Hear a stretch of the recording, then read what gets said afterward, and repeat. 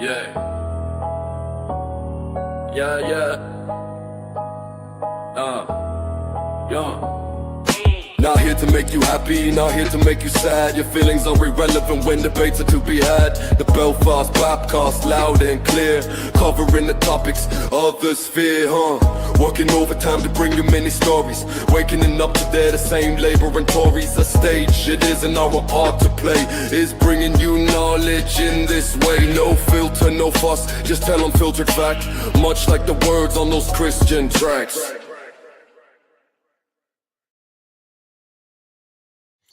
Welcome to another edition of the Belfast Bapcast, and today we are joined by James Corbett. He is the founder and driving force behind the Corbett Report, one of the most respected independent journalism projects of the 21st century.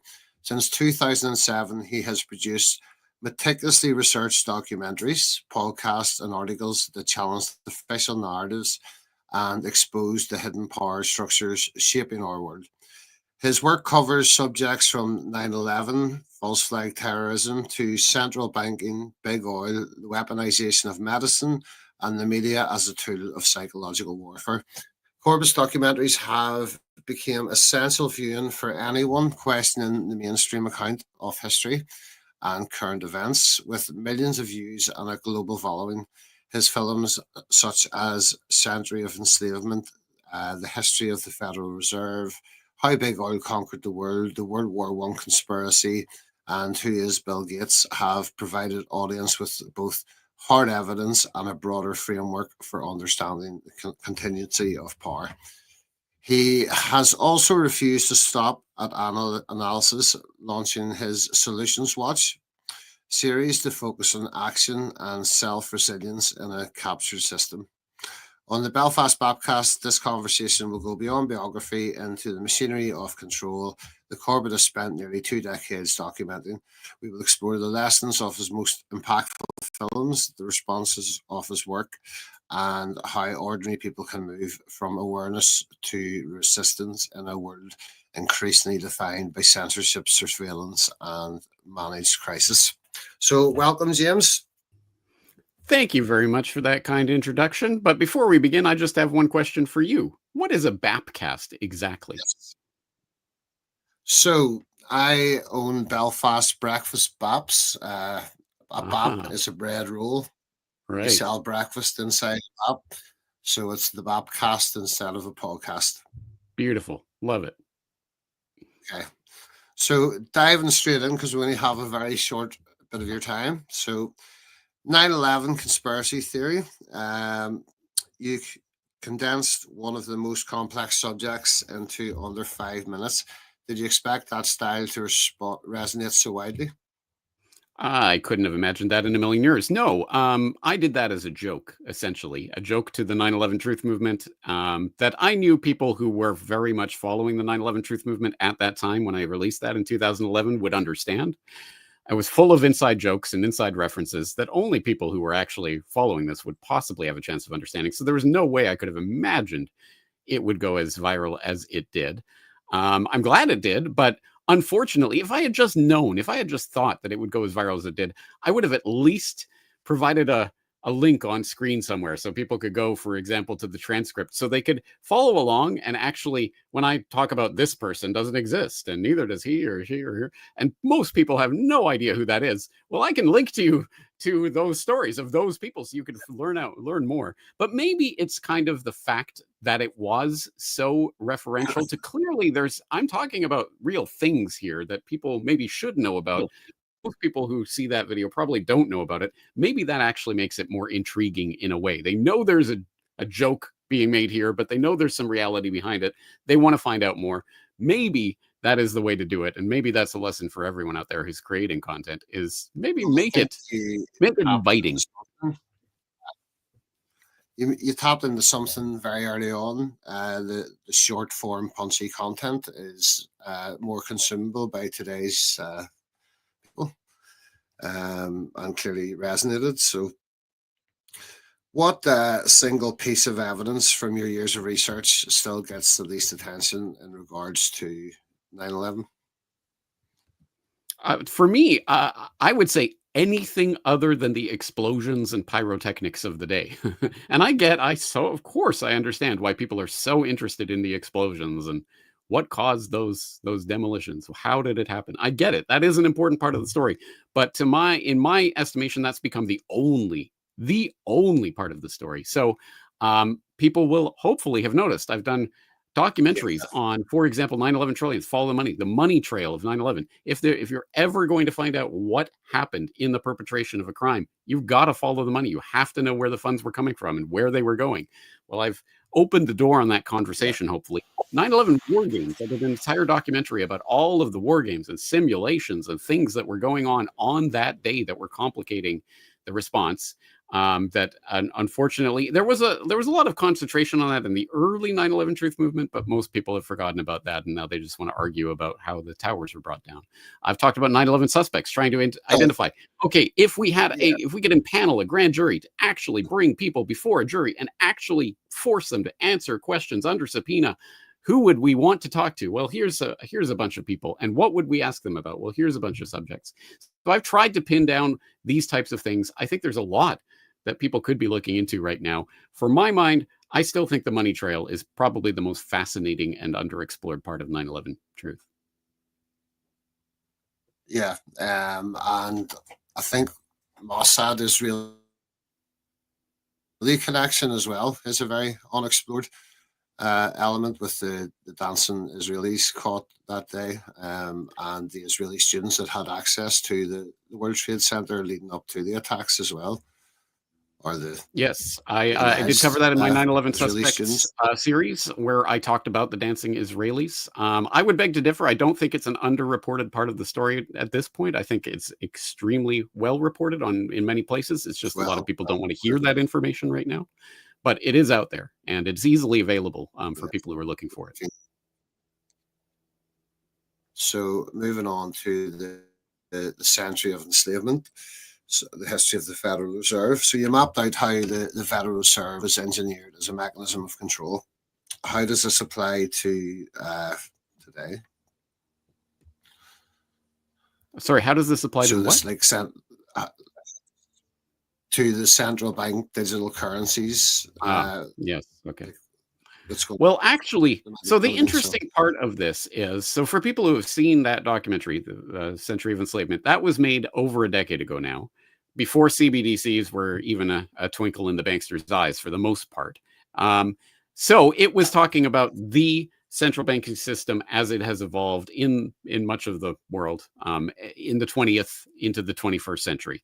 And that system is predicated on the central bank creating central bank money, and the commercial banks, the banks that you and I have bank accounts at, they bank at the central bank. They have this access to this central bank money, and they have reserves that we don't have access to. It's a different type of money. It's a different circuit, essentially. And the commercial banks work in the commercial circuit, where we get the commercial dollars and pounds and whatever else that we're interacting in. We get that money. And so the commercial bankers are acting as the middlemen in this system, which is kind of what props up the system. Why do the commercial bankers want to participate in this system? It's because they essentially get to act as the middlemen and take a cut both ways and make money just by virtue of having a bank. CBDCs, central bank digital currency, threatens, depending how it is implemented, but it could actually cut out those central bank middlemen altogether, because then we could be banking directly with the central bank and have direct access to essentially central bank reserves or liabilities. And in that system, we wouldn't need commercial banks. What would be the point of the commercial banks if we're directly banking with the central bank? And that's why I think the central bank digital currency, CBDC, is not taking off, is not being adopted as rapidly, as overwhelmingly as you would expect. Because of course the central bankers, if they could flip a switch and just get everyone's information and see every transaction going on in the economy and be able to stop any transaction at any time, of course they want that power. But by doing so, they'd be cutting out the commercial bank middlemen, and the commercial banksters are a pretty important part of the overall oligarchy anyway.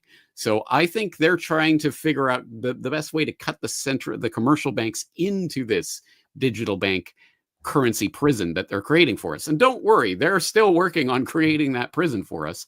They probably just want to do it in a different way than the CBDCs. And that's why I think that's extremely important to keep our eyes on the stable coin mafia that is developing. Obviously, we've seen some legislation passed in the US that has developed the stablecoin environment economy in the US. As don't worry, guys, we're not doing that CBDC thing. We're doing the stablecoin thing, and it's private. It's run by these commercial banks. I think that's how they're going to try to cut the commercial banks into the system of digital currency control. But it'll be the same thing essentially. So it's still up in the air. The next natural conclusion, succession of cash, basically. But what lessons from history should people recognize before entering a cashless or accepting a cashless future? We don't even have to go so far back in history. Let's just go back a few years to the Freedom Convoy protests that were taking place in Canada in 2022. When people might remember, the truckers descended on Ottawa and other places to try to protest the vaccine mandates that were being imposed on them just for doing business, just trying to go about doing their jobs. And there was a huge protest. And so how did the government react to that? Well, they invoked the Emergencies Act ultimately to clear them out. But before they did that, they seized their bank accounts. They literally froze all the bank accounts of anyone that they could find that was in any way connected with any of these protests. And basically, just by dint of their emergency powers, they leaned on the banks to freeze these people's assets, and so they couldn't pay bills, they couldn't do anything. They were absolutely and totally destitute until the government let them have their bank accounts back. Now, imagine in the digital currency prison that we're walking into, if the government wants at any time, they will have direct access with a CBDC at any rate to literally just shut you off. Or they could do all sorts of stipulations and what have you. It could be automated thing.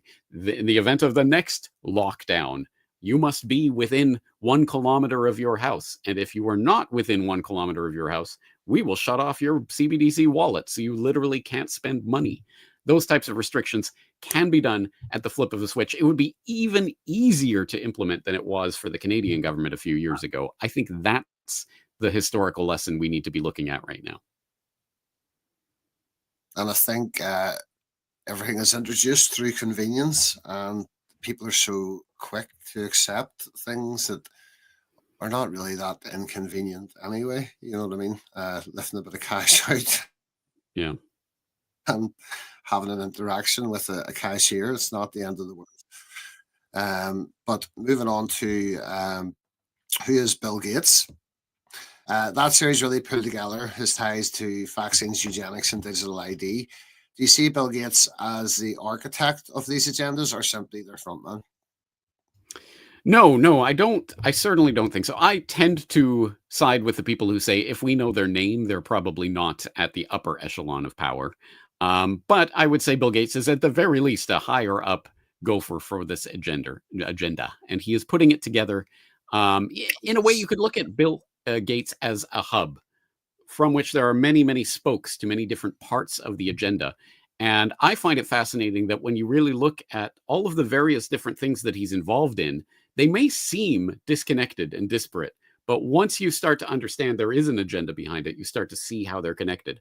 For example, what do vaccines have to do with digital ID, have to do with digital currency? How do these ideas all come together?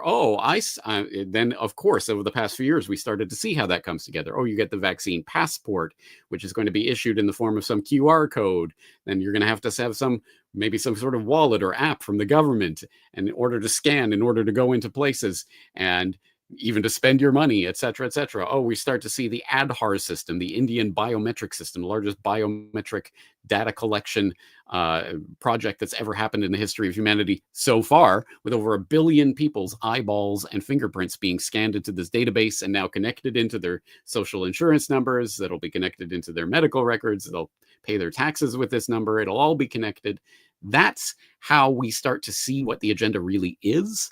And I think we understand that when we look at someone like Bill Gates. He's not controlling every aspect of this agenda. It's not like he's indispensable to this agenda, but he has his finger in all of these different pies. And we start to realize how they connect once we take a look at that story.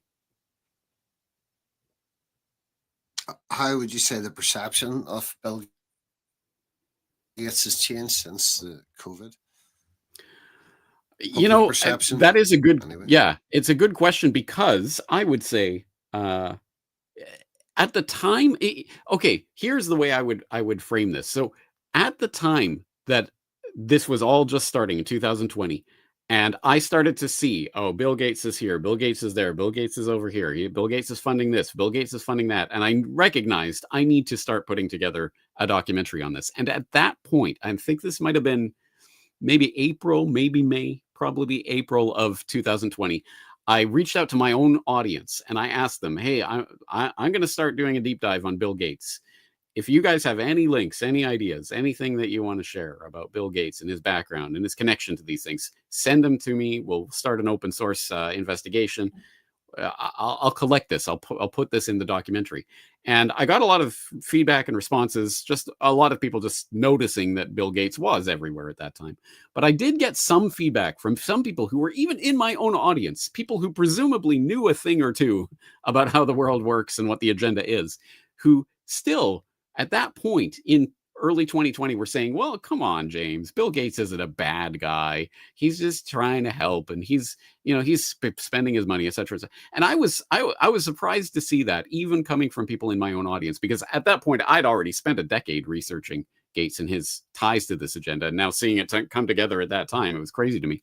But now, fast forward 5 years, I can't imagine anyone in my audience, let alone even in the general public, doesn't have their own suspicions about Gates. I mean, even just the revelations of his ties to Epstein and all that seediness and the divorce and all of that stuff, at the very least, raises questions in people's minds and gets them thinking along the lines of, hey, maybe this wonderful philanthropist who's giving away his billions of dollars, maybe there may be some kind of agenda behind it. I think there's a lot more people questioning him. And that's probably why we don't see as much of him in 2025 as we saw in 2020. Now he only pops up at, White House dinners every now and then to talk about how great mRNA vaccines are. That's the PR machine at work, keeping them out of the public view, and then just drip nice stories in about them just to get them back into the public consciousness. So just going off topic for a wee second, how much do you believe this world is the stage? I mean, I'm starting to think like even Epstein's a distraction. Is he, was he even unalived? Like he could be living in Lebanon somewhere on a beach. The whole thing just seems like a horse and pony show. Yeah. Well, I think anyone who's how shall I say this, whose crazy line is not significantly further in 2025 than it was, say, in 2015, probably hasn't been paying attention. I think everyone understands, the world is much crazier than I would have thought, even a few years ago, even a decade ago. For me, having researched this now for 2 decades, very little I find actually surprising. So at this point, yeah, sure, I'm certainly open to possibilities on all sorts of things, but I see the risk then of people who are starting to understand this and starting to question these sorts of events and starting to go down these rabbit holes and find out there's much more to the story. I see the risk of people going all the way through the rabbit hole to the other side of everything's fake, nothing's real, everything's a distraction. The only thing that matters is what everyone isn't talking about. So I'm going to find the crazier and crazier and weirder and smaller and nicher thing and keep tracing down that rabbit hole. And I think people lose sight of the forest for those trees, because if there is a psyop at play here, the ultimate psyop is to get us concentrating on the play and the stage and what characters are doing what and whether they're real or whether they're fake or whether this happened or whether that.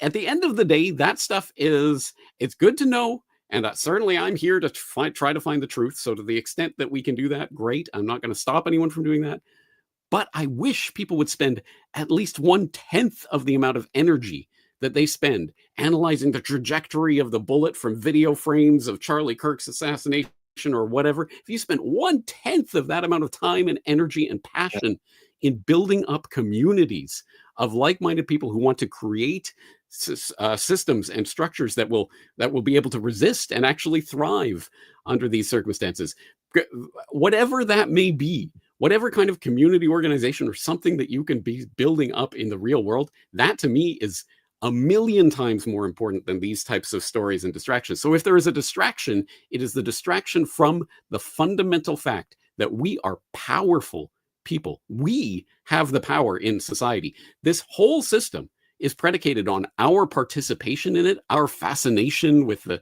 stage characters that they're trotting out this week, instead of understanding that we are the ones with our labor, our time, our energy, our resources, and our attention building up the world that we either want to live in or we don't want to live in.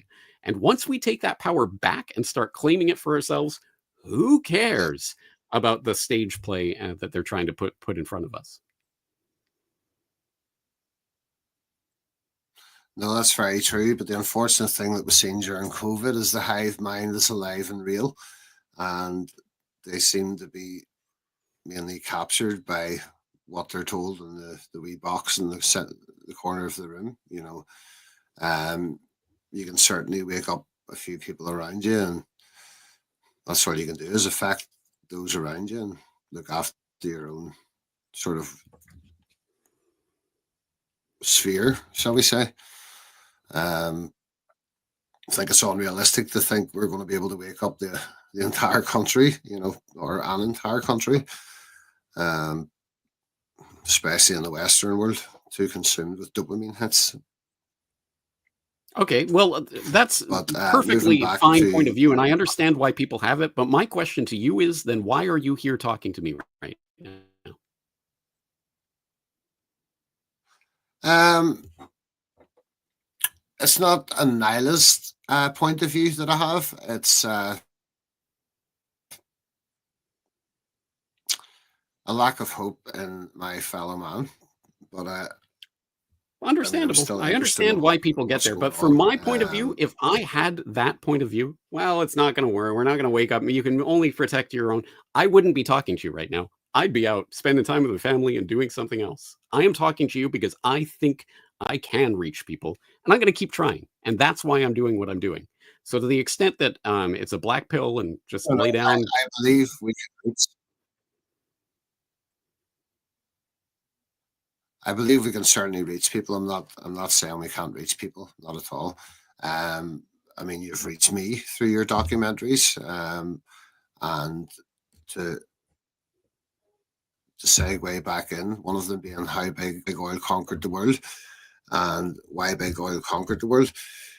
You've revealed how oil wealth shaped education, medicine, geopolitics. Do you see the green transition as genuine or a rebrand of control?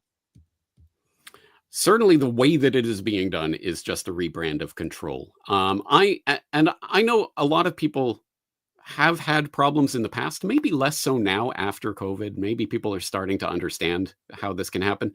But people in the past have accused me of being, oh, you're just an oil shill, or you hate the environment or something along those lines. Of course not. There is a genuine, I think, concern for the environmental toxins and pollutions and crap that humanity is pumping into the environment in various ways, and all the other stuff, the GMOs and other things that the environmental movement never seems to talk about. But that's the point, is that the environmental movement itself, I think, is being steered in certain directions so that we can all freak out about carbon dioxide. And that's the thing that we're supposed to think about as the existential threat to humanity. And don't care about GMOs. Don't worry about mRNA vaccines or replicons or anything. Just think about CO2. And to me, that's the level at which this scam is taking place. And I hope people who have watched the Big Oil series will understand how that is, because it's a big story. And it doesn't seem to make sense at first glance. If I said to people, yeah, the same oil baron families and oligarchs who were the ones that were monopolizing the oil industry and made their bajillions from that are the same ones who are now puppeteering and steering the environmental movement against the oil companies, that doesn't make sense at first glance. I understand. That doesn't seem to add up. But once you start to see that, of course, It was never about oil. It's not about oil. It's about power. It's about energy. It's about resources. It's about power. And if you can leverage that power from, okay, let's abandon the oil resource and let's go into the next stage of this, whatever that leads, you start to understand how an agenda like this is continuous. And once you do, you start to see where things are being steered. And once you see the green environmental movement is being steered towards technocracy, and that is ultimately where we are heading in the 21st century, then you at least have a chance of, I think, avoiding that future by being aware of it. Because so much of what they, them, those are attempting to do is predicated on our ignorance. As long as we just go along with the narrative and just swallow it wholesale, then we'll continue to jump through the hoops that they tell us to jump through.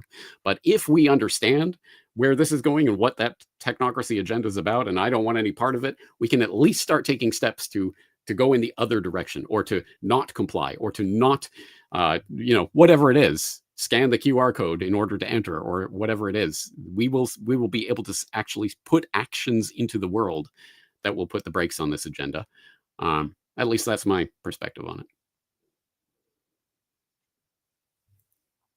So you answered the next question on it. So climate narratives are basically functioning now as a tool to, as a centralizing tool, as oil once did. Yeah. Yes, exactly. So unfortunately, the World War One conspiracy in 2018, you showed how World War One was engineered rather than stumbled into. Looking at the Ukraine and the Gaza conflicts and other crises, do you see the same sort of playbook work?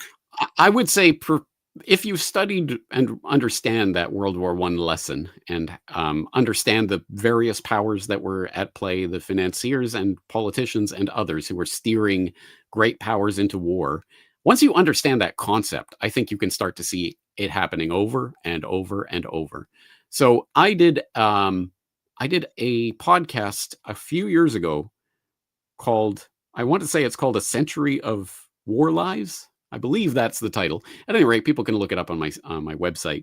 And in that, I go through from World War I up till, I think, the NATO invasion of Libya a decade ago, going through case after case after case after case of how the public has been tricked, manipulated, deceived, or lied into war.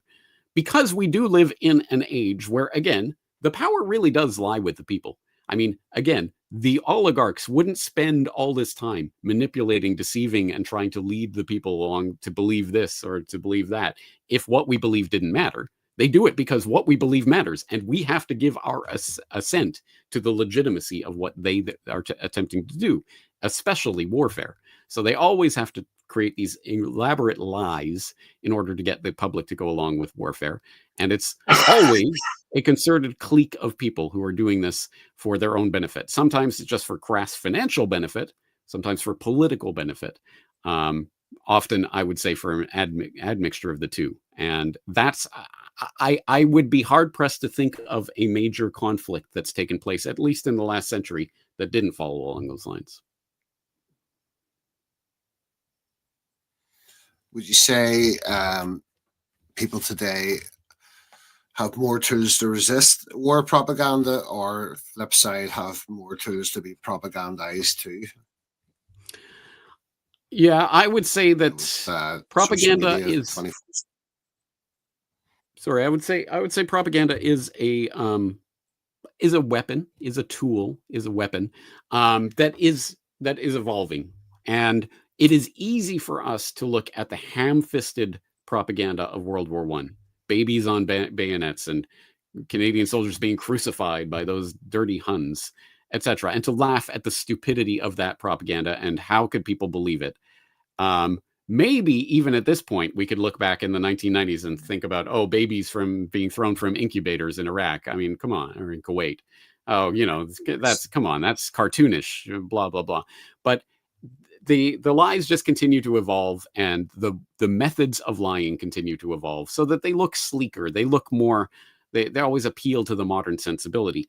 And in this day and age, what form are they going to take? I mean, you could argue I guess they ultimately sold much of the public on the Iraq War, Gulf War 2.0 back in 2003. They sold the public on that war through the mainstream dinosaur legacy media. It was TV, it was newspapers, it was radio, whatever that was selling that, and ultimately did the job, at least for long enough, right? But in 2025, they're not going to do that on TV, radio, newspaper. Who's looking at that? No, they're going to do it on social media.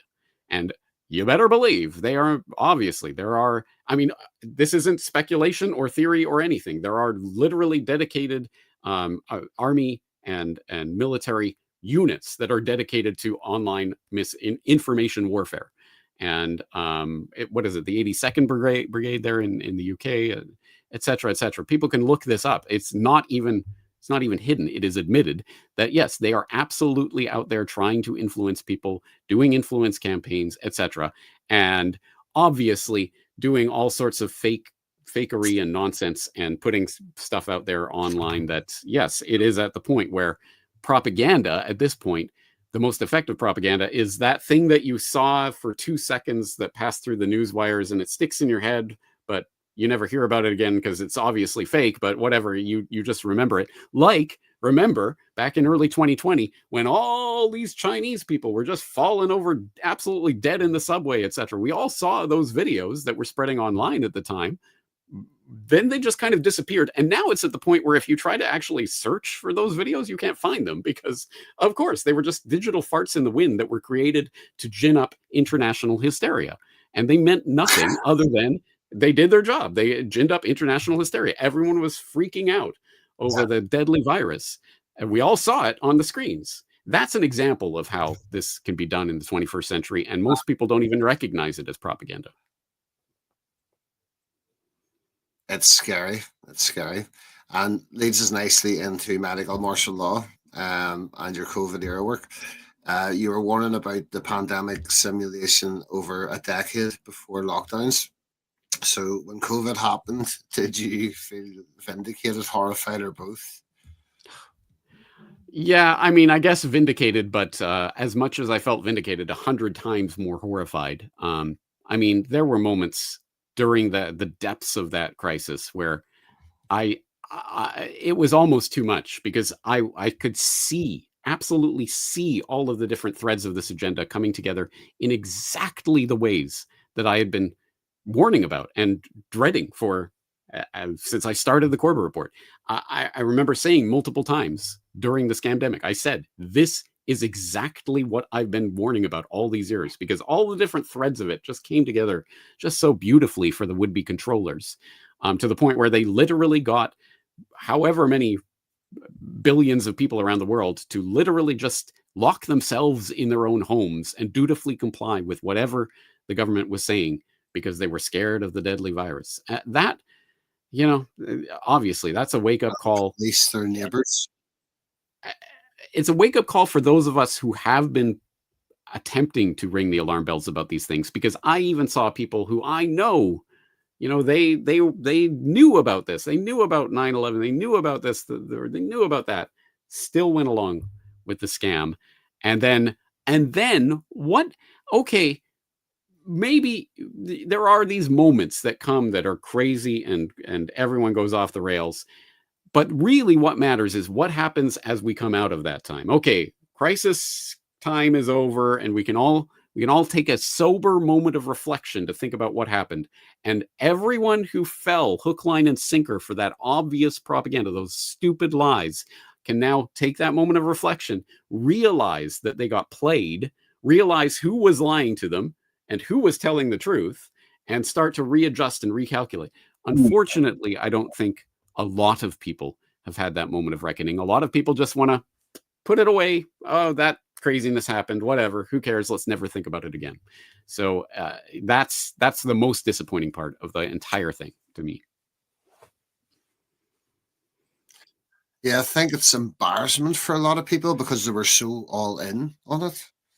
Like there was family fell out and they shunned this person and they did this to that person. And it's like, how do you reconcile that now when it's clearly a load of nonsense? It's scary. what was the most surreal moment for you during the pandemic? When, like, what prediction was the most surreal for you coming to life? I don't know about surreal. Surreal. I guess. I mean, you could think of the school bands like playing with their masks with the holes cut in them so they could play their instruments and things like that, or seeing the classrooms with kids playing in little bubbles and all of that. I mean, it's just horrible, horrific, surreal, sure. But I think the moment where it really started to sink in on me, there was a Truth Stream Media video that they put out. It must have been something like April or May of 2020, and it didn't say, that video didn't say anything that I didn't already know or hadn't already seen, but it just put it all together in a way that, like, yeah, here it is. Here is the digital control grid merging with the bio control grid, merging with the transhumanist agenda, and just the way that it all came together. It was just a horrible, horrifying moment to witness. And unfortunately, again, have we really learned the lessons of all of this? If anything, I'd like to think at the very, very, very, very least, people can't fall for that particular type of psyop in that particular way as easily as they did. At the very least, like, for example, in the American political context, you now have half the population, at least, who absolutely detests, the Faucis and the Gateses and everything they were doing, and half of the public venerates them. Well, at least that's better than all of the public being on board. So even if it's just this culture war thing at this point, I think there has been some progress, at least in certain parts of the population, in terms of their skepticism. And I think it wouldn't be as easy to do that again. But the problem is, I think the people who are manipulating world events, they know that you can't do the exact same thing in the exact same way over and over again. That's why they always come out with something different. Back in 2020 or 2019, very few people were predicting, oh, it's going to be a scamdemic and they're going to do, it's always something out of left field that you're not particularly expecting. Yeah.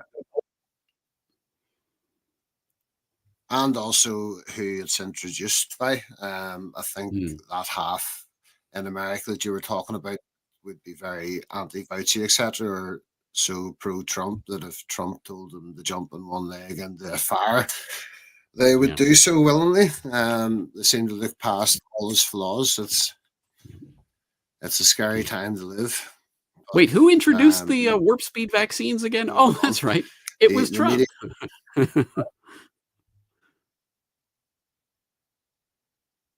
Who was funded by Sheldon Adelson? Oh, it was Trump. Yeah. There's nothing. He is the swamp that he proclaims to be draining, but so be it. So Solutions Watch shifted from problem to practical steps forward. Which solutions have you seen adopted most effectively? Whoa, actually, that's a good question, because there are obviously lots of solutions I've gone through, lots of ones that I like and I think are great, but which ones have people actually adopted is the real question. And I don't get enough feedback from my audience about what they have actually adopted in their day-to-day lives. Some feedback that I get that is gratifying. It may seem small, but to me, it's something of a victory. I know I have introduced at least some section of my audience to RSS, really simple syndication, which is just, it's a little protocol that was invented a couple decades ago that allows people, essentially, it was what podcasting, it's the basic bread and butter of podcasting. You subscribe to someone's RSS feed, and you can get their podcast. It can also work for news from websites, etc., etc. I've been championing this for years now because, to me, this is what the internet is. This is how it's supposed to work. If you want to follow my work, you subscribe to my RSS feed on my server, and it will send you a little ding every time I post something new. Great, wonderful.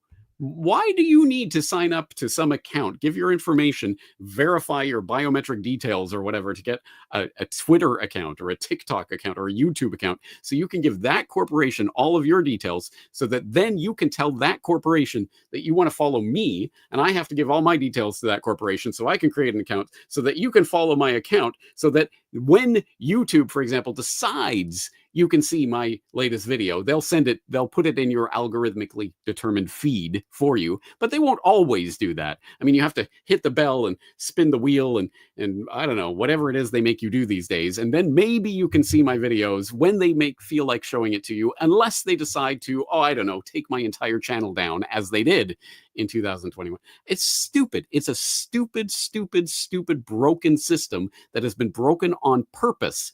And I can prove that because back in the early 2000s, everyone used this very handy tool called FeedBurner, which could convert your website, your podcast, whatever, into an RSS feed. And it would present this graphical user interface that people could use to sign up. It made it easy and simple, and everyone used it.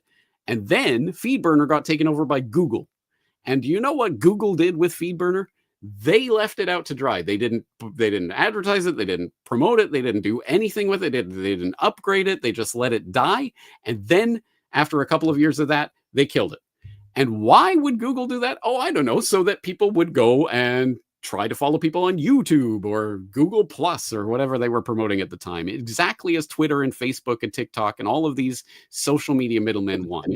So for me, when I hear from someone who says, I learned about RSS and now I use RSS to follow you, that to me is a win. It's a small thing on the big scheme of things, but it is a win. Another example that I have from just recently, I just put out I just reposted an old video of mine from a few years ago on the bystander effect. That was an edition of Solutions Watch where I was talking about the specific ways we can use insights garnered from psychological experiments to maximize people's response in crises. If you want people to respond in a crisis situation, here's what you have to do. And you do this and you do that and you do this and you do that and you follow this idea and you can get people to actually do something. Hey, someone's in trouble. Let's help.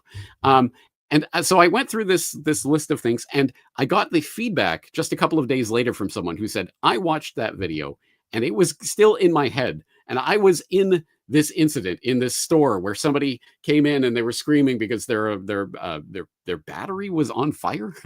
they're in their truck or something out in the parking lot. And so they didn't know what to do and everyone was freaking out. And so this guy with that particular episode in mind went out, took charge of the situation, started directing people what to do, got to the ultimate, got the fire out and got the emergency services there and everything, coordinated it all. And he said, I was literally thinking about that episode as all of that was happening. That's the kind of feedback I love, but I don't get that very often. So what do people adopt is the real question, because there's a lot of wonderful ideas out there, but they're not worth anything unless people are doing them in the real world.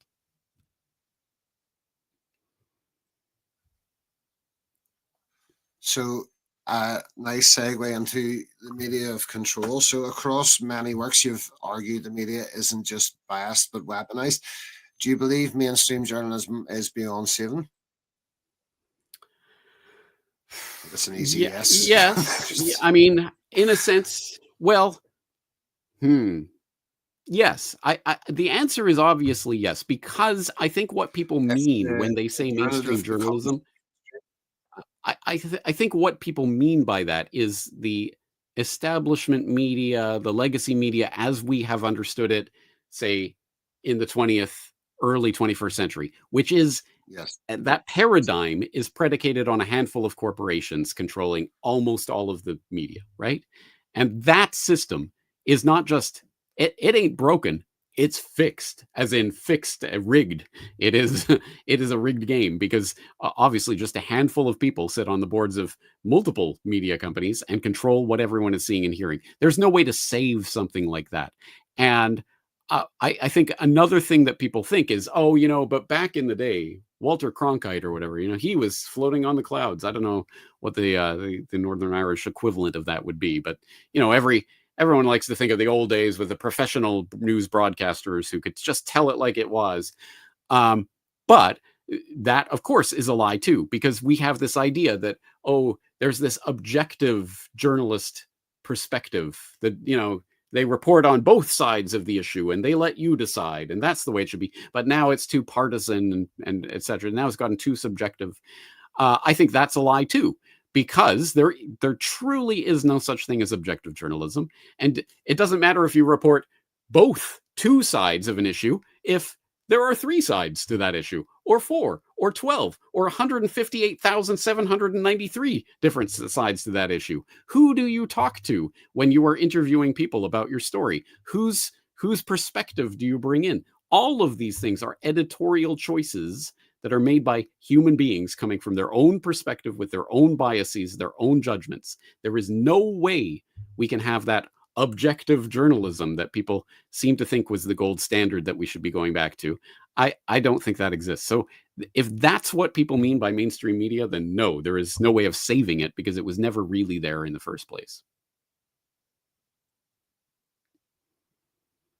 Has there been any mainstream piece in the last 5 years that you would call an honest journalism that you can recall reading? Yeah. Well, okay.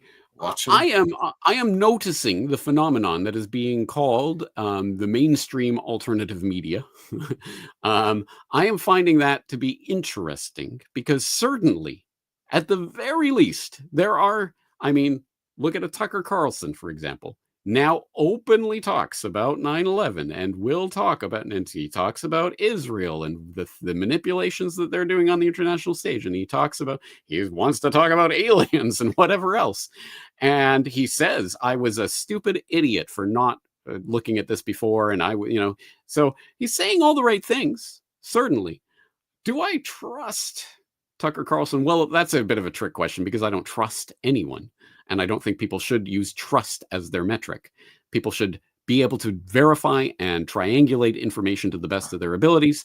You know people from their track records, so you know which sources of information are more signal than noise. But no one's right all the time, and no one's perfect, and no one's going to agree with you all the time. So don't put your trust in anyone. But yeah, I wonder what this phenomenon is. And at the very, very, very least, I think we should, at the very least, be skeptical about voices that have been so wrong about so many fundamental bread and butter conspiracy realist issues for so many years, now suddenly saying the right things and at least broaching the right topics. I wonder if there's some sort of longer term plan here to get people on board, or to herd them into one pen or the other in the big cattle chute towards the slaughter pen that we're all heading towards.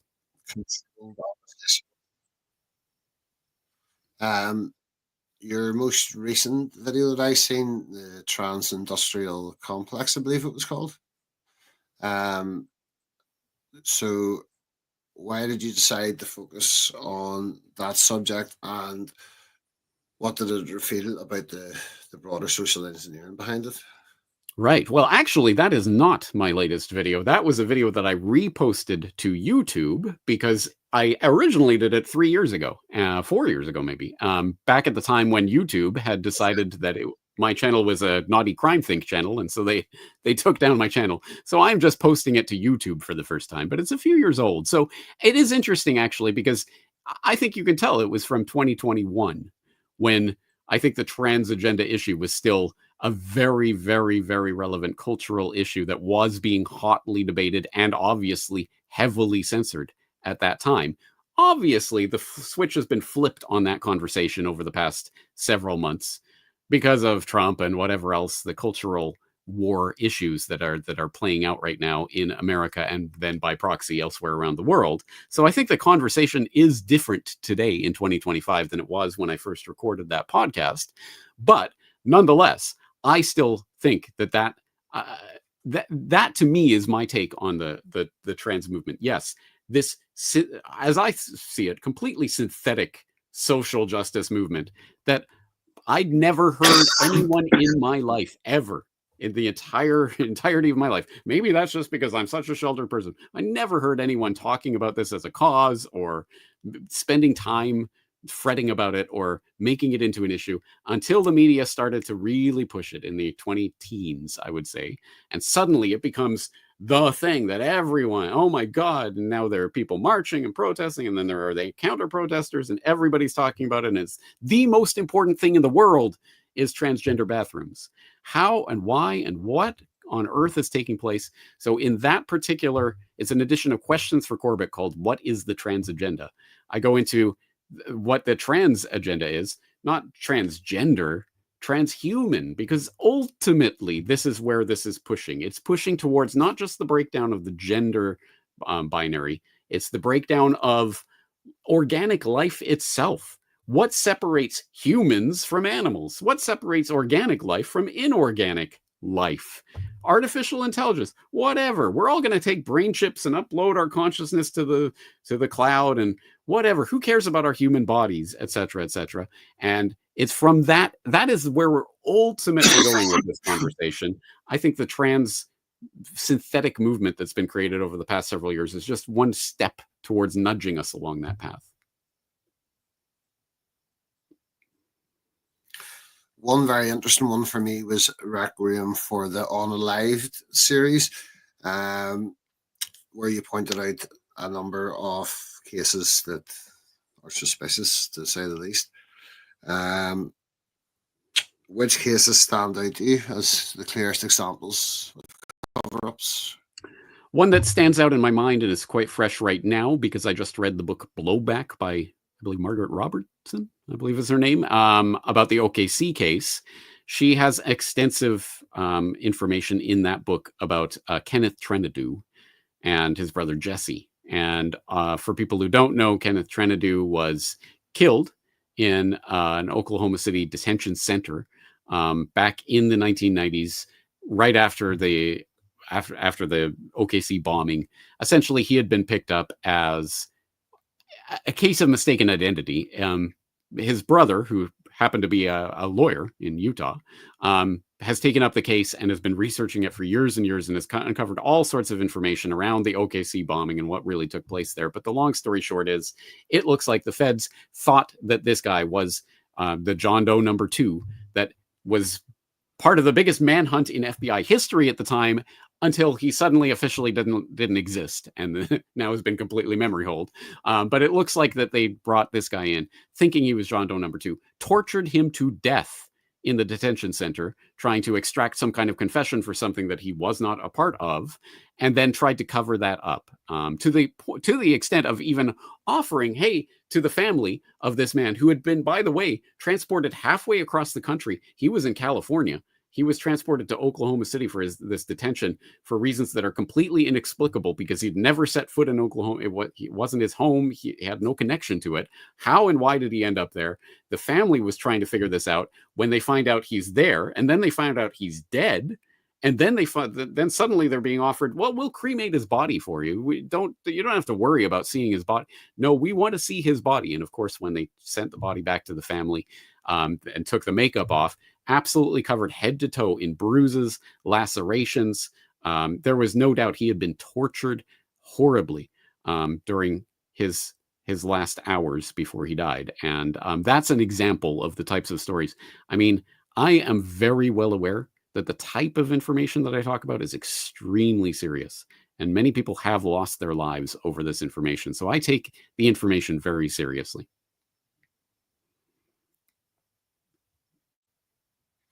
So leads us nicely into the Meet John Doe series, where you've profiled and overlooked individuals who shaped history in hidden ways.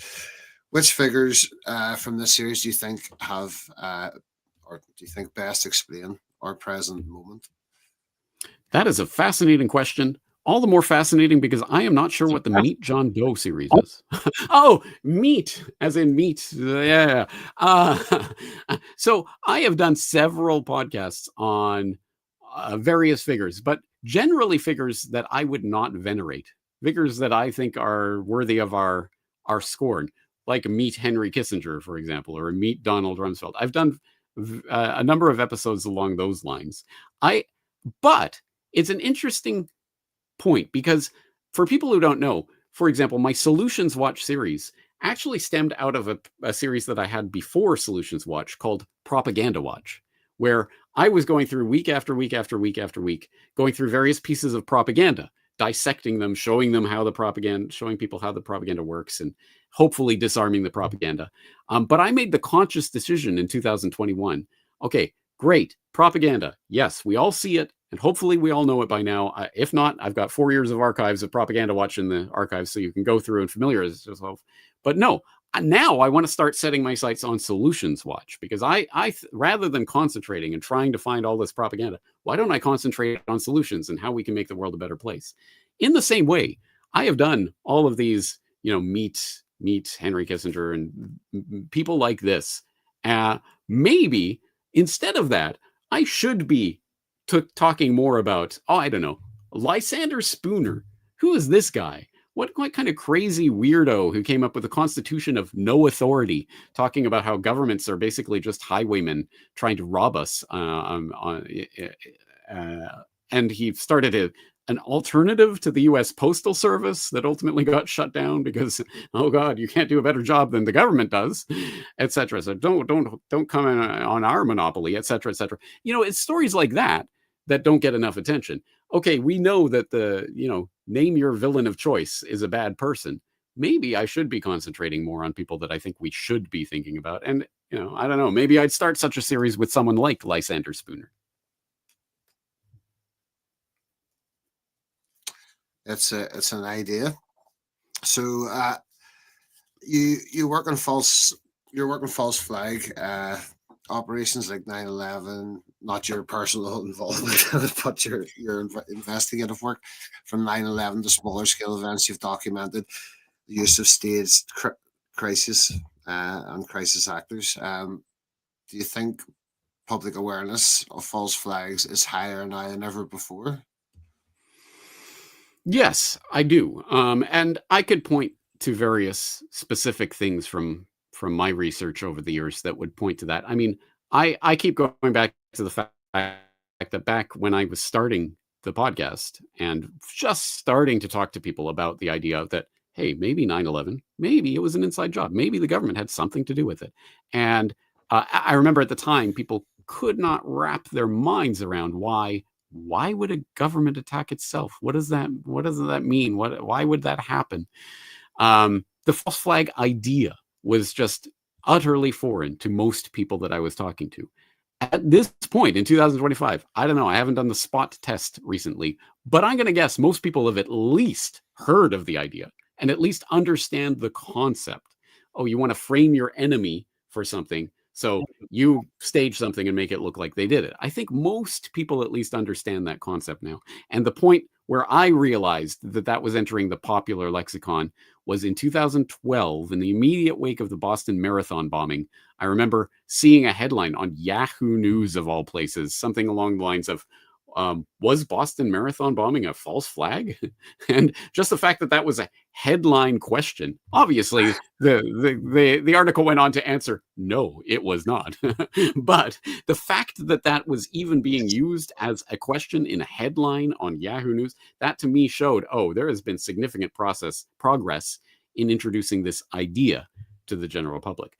Now, unfortunately, that isn't a magical solution that makes it all go away, because, hey, just as one example of the way that the would-be manipulators can take advantage of that is they can get people to now start speculating on absolutely every single event that ever takes place. Oh, this is a false flag. This is a false flag. This is a false. And people can then argue about their own theories about what type of false flag it is. Case in point, take the Charlie Kirk assassination and ask 10 people, get 48 different answers of exactly what happened, and they will undoubtedly fight each other to the death over, oh my God, you believe that? I believe, well, you're a shill, and blah, blah, blah, etc., etc. So just because people now understand what false flag is doesn't mean that we're out of the woods, so to speak, but it is at least something identifiable, documentable, that you can put your finger on, that I think the 9/11 Truth Movement actually accomplished, at least in its first decade or so of existence. So your time is precious, and I know I don't have very much of it left, so I'm just going to move on to the final question. Looking back across all your documentaries from 9/11, the big oil to COVID. Do you see one underlying thread that connects them all? Of course, yeah. I mean, ultimately, at the very base, what I do, what I am documenting, what I am talking about is, I mean, I guess if you really wanted to distill it down, it's good and evil. That's the fundamental basis of this story. But more specifically, I am interested in the way that power operates in society. And there is no way to account for how power is operating in our society that doesn't take into account the conspiracy reality. The fact that powerful people, exactly as they always have throughout all of recorded human history, conspire with each other to try to consolidate more power for themselves and their family and their friends. That is the story of human history. And for some reason, somehow or other, over the past century or so, the indoctrination system, the establishment media, the government, etc., has unfortunately very successfully convinced a large portion of the population that acknowledging and seeing that self-evident reality that rich and powerful people conspire with each other to maintain their riches and power that's verboten. You can't possibly think that. Maybe that happened in history at some point, but it certainly doesn't happen today. And we don't have rulers like they did back in the old day. Well, I'm just essentially documenting the fact, no, it's the same system. It's the same story. It's the same small group of oligarchs trying to steward over humanity. And I think if more people understand that story, understand it at its base, and understand again that the entire system of control is based on our participation, then we can end it. So finally, if you were to recommend one of your documentaries only that best describes the machinery of control overall, what would it be? Well, since we are talking here today in September of 2025, I'm going to recommend my latest documentary, one that me and my video editor have just spent the last 2 years putting together. Not every day, 2 years of nonstop work, but over the course of 2 years it's taken to put this documentary together. It's called Dissent Into Madness. It's about the pathologization of dissent, how political dissent has been made into some sort of mental disease, for the obvious reason that then you can classify anyone who's against your political agenda as crazy and lock them away. And I talk about that. I talk about the pathocracy, as in the pathocrats, the psychopaths who try to steer these types of systems and create systems of control. And most importantly, I talk about how people can break the circuit of control. This is all about psychology and psychological research. There's a lot of information in there. I hope people will check it out. It's called Dissent Into Madness. It is at corbettreport.com/madness. So, sorry, there was a breakup in the stream. Can you just give the link again? corbettreport.com/madness.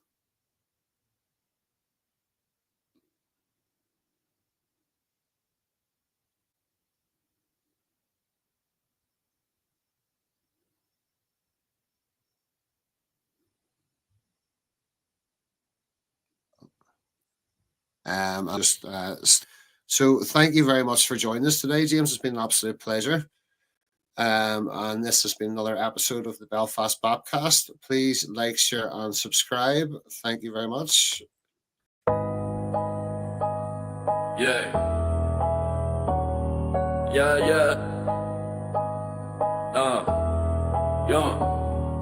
Not here to make you happy, not here to make you sad. Your feelings are irrelevant when debates are to be had. The Belfast Bapcast, loud and clear, covering the topics of the sphere, Working overtime to bring you many stories. Waking up today, the same labor and Tories. A stage, it isn't our art to play. Is bringing you knowledge in this way. No filter, no fuss, just tell unfiltered fact. Much like the words on those Christian tracks.